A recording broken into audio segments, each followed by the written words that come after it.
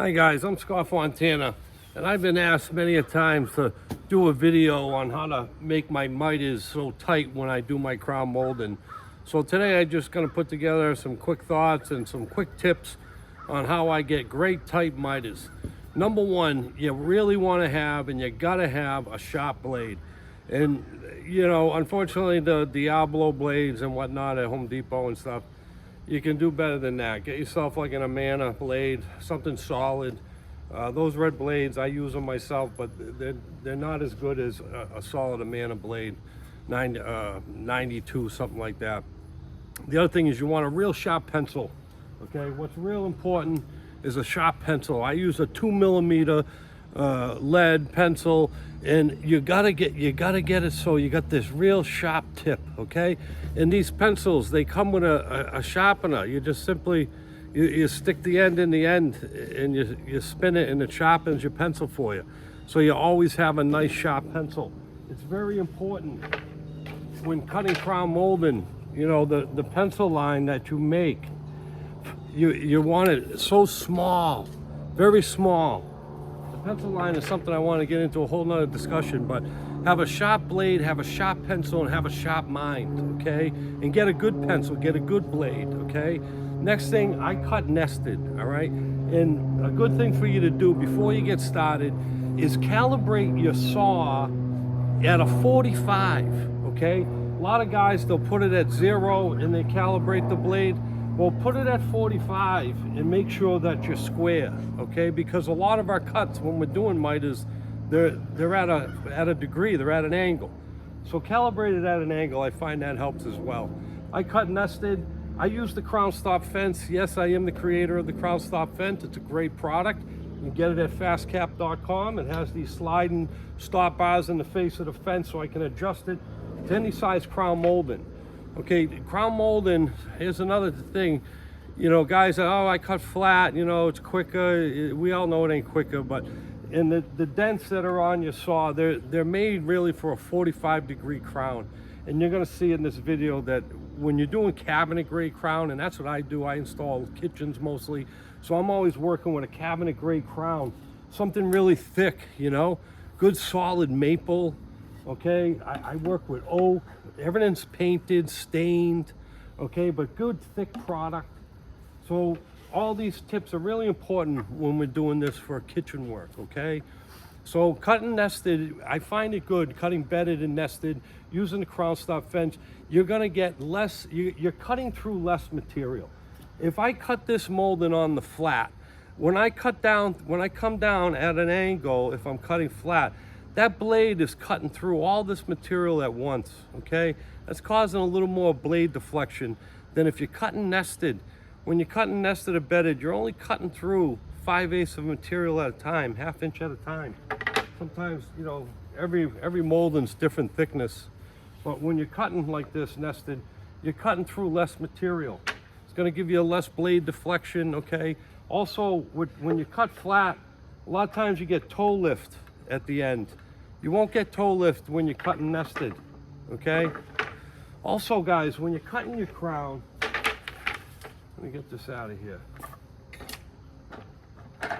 When you're cutting your crown, cut it slow. You know, this ain't a race. You know, you're not up there, run. You know, come down easy on your material, work your way through, okay? And also work every miter, one miter at a time.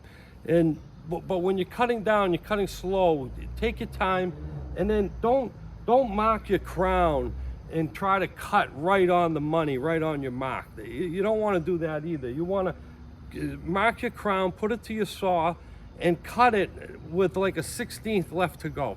Maybe a little less than that, but you know, get it chopped off first, then make your cut, so that again, you're going through less material, less work on the blade, okay? And now when you're installing your crown molding and your miters, here's another good tip. When you're putting it on there, let's say you're doing a return on a cabinet before you get to the front, or you're working the front, leave those end pieces loose. Like when you put the side piece on, put one nail in it, maybe two, but not out front. That way you can just work that crown a little bit. One different thing when I do a lot of kitchen installations, so my crown molding's always touching the ceiling. And the way it works with me is all my cabinets go in level, base cabinets, upper cabinets, then the soffit board goes in level. But then the crown theoretically follows the ceiling. You can't scribe your crown up to the ceiling. Even in new houses, sometimes the ceiling can be off 3/8 of an inch. There's no, you can't scribe off 3/8 of an inch on a crown. There's no room to do so. So basically, you put in your cabinets level, everything goes in level, and then at the end, your crown just follows the ceiling a little bit. And that's why you got to work your miters 46 degrees, different things, but you're really kind of following the ceiling. So we work one miter at a time, taking our time. Let's say you got an inside corner. You're working cabinet to cabinet. You got a refrigerator panel on one side, corner cabinet on the other. If you find your miter's not working for you, cut a small piece and find that angle that's working, because you're fighting the ceiling, let's say, okay? So if that miter's not great at 45 and you're starting to tweak it a little bit, find that miter and then cut it on a full piece. And then work the other miter and find that angle, the dangle, and save it on your saw, measure the full length, and finally make that last cut once you had already found that angle, okay? That's another good tip for you. And let's see. So what's what? Cabinets on the ceiling, place. When you're nailing, guys, okay? When you're nailing on your crown, don't go bananas. This ain't roofing shingles, you know? Place each nail. Don't be at the end. Don't never be at the end of the crown. You always want to be in an inch. I got guys, I start training and I turn my back. They yell, fuck. What's the matter? I split it. You're at the end? Yeah. How many times I gotta tell you? Stay away from the end. Whether it's a scribe molding, a crown, any kind of solid material, stay in a little bit, okay? And place each, stay away from the end.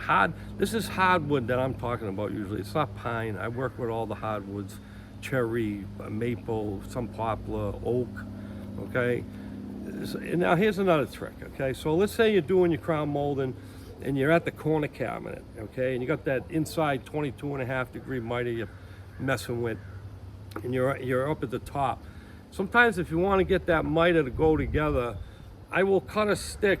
Let's say we've got 12-inch upper cabinets in the soffit and the crown are there. I will cut a stick so when it falls behind, it's pushing on that soffit board forward. It helps bring that joint together a little tighter.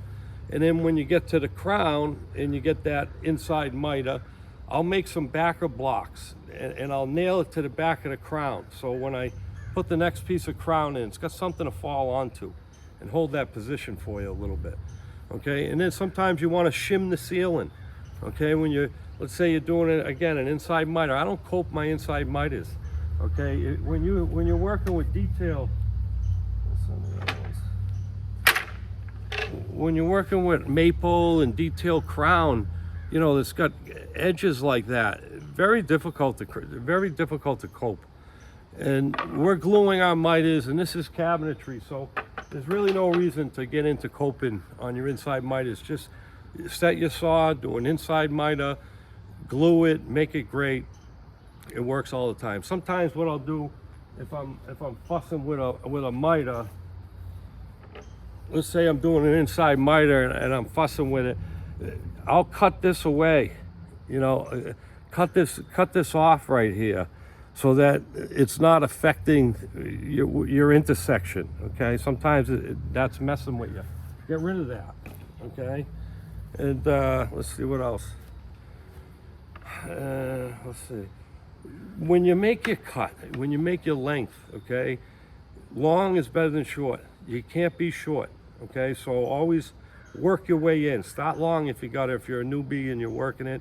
Start long and work it in, because crown, it has to land perfectly at the end of the cabinet. It can't be long and it can't be short. Short's terrible. If it's long, you can get away with it a little bit, but it really has to be right on the money. And again, that's why a fine pencil line is very important, okay? And then always glue your miters. Take your time, fill in your nail holes when you're done. I'll never leave a job. If I'm doing crown molding that day, my guy's right behind me filling my nail holes. I always make sure every miter looks great before I move on to the next miter. Okay, make sure you do that as well. And then the other tip is too, I see some guys, they put crown molding on upside down. There's a way to tell which way the crown is top and bottom. Okay, either they put a score into the molding, and that's going to identify the bottom where it goes against the cabinet, or you might notice the two surfaces are different sizes. This one's really big, this one's really little. The big is your nailer. That's what's going to go on the cabinet.